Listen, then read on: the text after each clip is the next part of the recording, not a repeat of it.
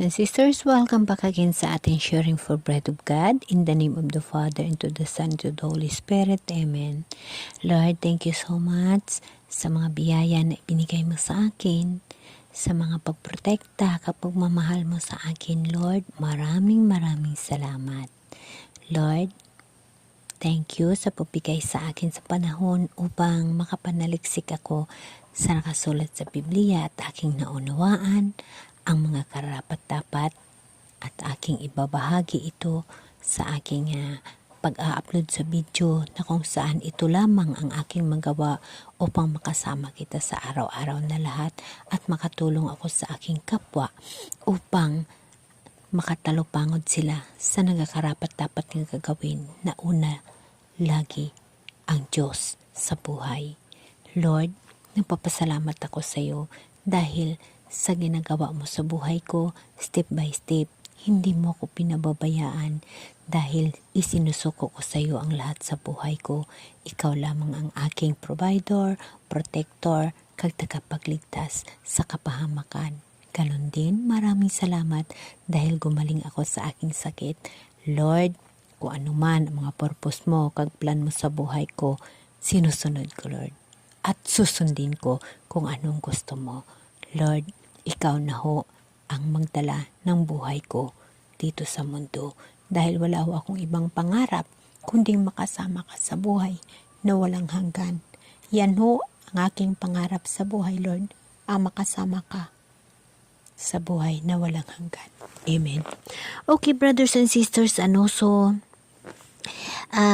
talakayin natin yung Isaiah 40, verse 1. Napakaganda itong mga mensahe. Pero bago ang lahat, babasahin natin ang verse 28. Ito siya ay sa Isaiah 40, verse 28. Di ba ninyo alam, di ba ninyo ako, na itong si Yahweh ang walang hanggang Diyos? Siya ang lumikha ng buong daigdig, hindi siya napapagod. Sa isipan niya'y walang makatatarok. Napakaganda, di ba? Di ba ninyo alam? Di ba ninyo talus na itong si Jesus Christ ang ating Diyos? Ang Diyos na walang hanggan. Walang hanggan, kapatid. Walang hanggan. So kapatid, kung makaranas man tayo ng kamatayan dito sa mundo, mag-aantay pa rin tayo ng pag-judgment ng mahal na Diyos dahil bigyan tayo ng buhay na walang hanggan. So kapatid, anong inaantay mo? Pangarapin mo ang buhay na walang hanggan kasama ang Diyos. Dahil dito nakasaad sa Isaiah 40 verse 28, di ba ninyo alam? Di ba ninyo talos na itong si Yahweh ang walang hanggang Diyos? Siya ang lumikha ng buong daigdig, hindi siya napapagod. Sa isipan niya'y walang nakatatarok. Kapatid, siya ang walang hanggan na Diyos. Mamatay man tayo at mabubuhay tayo sa ikalawang pagkakataon dahil magkaroon tayo ng judgment. Huwag na nating antayin na magkaroon tayo ng ikalawang kamatayan. Kasi ikalawang kamatayan, yun na ho yung buhay na hindi na natin makakasama si Jesus. So ano dapat natin gagawin? Magbago ho tayo. Baguhin natin ang ating buhay. Isama natin ang buhay si Jesus. Si Jesus Christ. Okay? Pagpatuloy natin sa pagbabasa. Ang mga mahinay na papagal ay pinapalakas. Ito yung nakasaad. Kahit kabataan ay napapagod at nanlupaypay.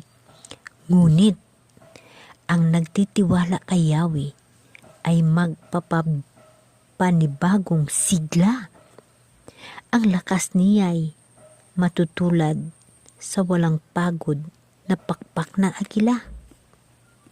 Sila'y tatakbo ng tatakbo, ngunit di manghihina, kakalakad ng kakalakad, ngunit hindi mapapagod. Yan ang ipinangako ng mahal na Diyos.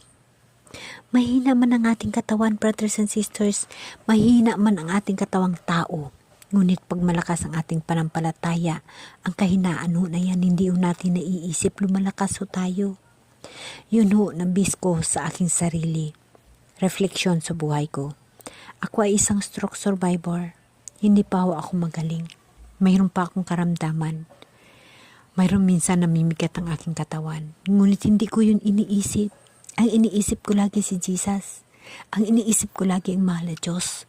Kaya yung lahat na hirap na yan, na kapagudan ng katawang tao, nawawala ho. Dahil si Jesus ang iniisip ko, siya yung aking katuparan ng aking mga pangako na magkaroon ng buhay na walang hanggan. Aking minimiti, aking pinapangako sa sarili ko nga susundin ko si Jesus dahil gusto ko magkaroon ng buhay na walang hanggan. Brothers and sisters, this afternoon, binidyo ko ito dahil na buong umaga wala akong ginagawa, namimigat yung katawan ko. Kasi siyempre stroke tayo.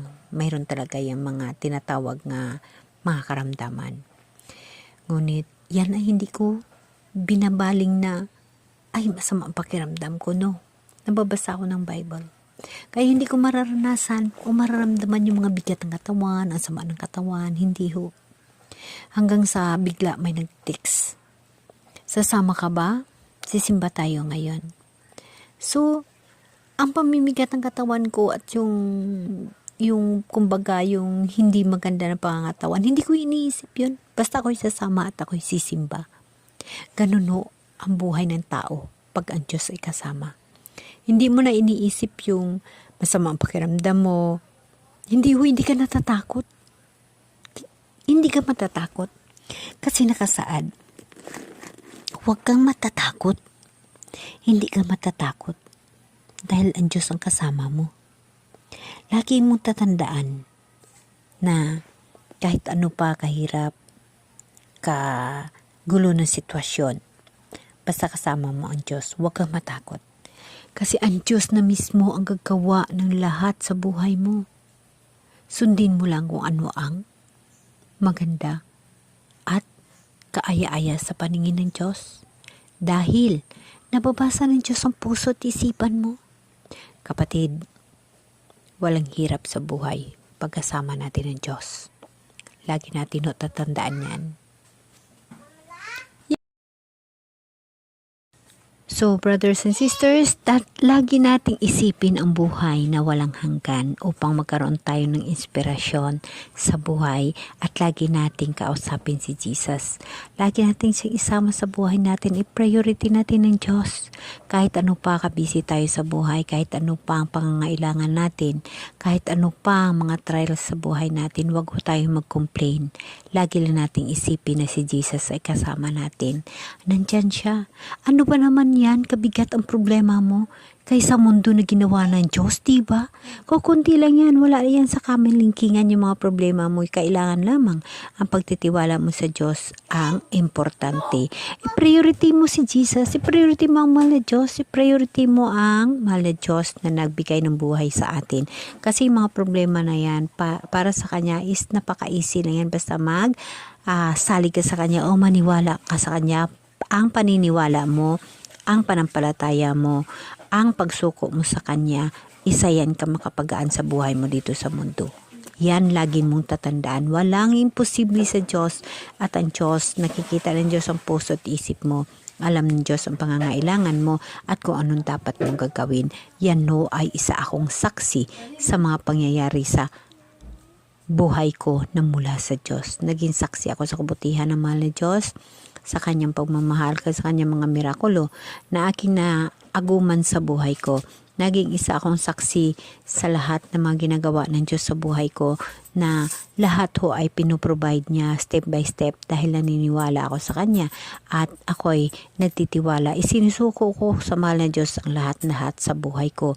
Kaya hindi ho ako nahihirapan, step by step kusa ho siyang nagbibigay ng pangangailangan mo na dapat mong gagawin. Basta i-priority mo lang ang Diyos. Kahit ano pa ang mangyayari sa buhay mo, huwag kang mag-complain, huwag kang magreklamo, huwag kang magagalit. Kailangan mo lagi mahinahon at sasabihin sa mahal na Diyos, ikaw na Lord ang bahala sa buhay ko. Kasi wala naman akong magagawa pag wala ikaw, dahil ako ay naniniwala sa iyo at sinusuko ko sa iyo ang aking buhay. Yun lagi ang dapat natin tandaan, brothers and sisters, na dapat natin tingnan ang mga bagay na kaaya-aya sa mata ng Diyos upang tayo hindi mahihirapan sa buhay. Amen? Amen.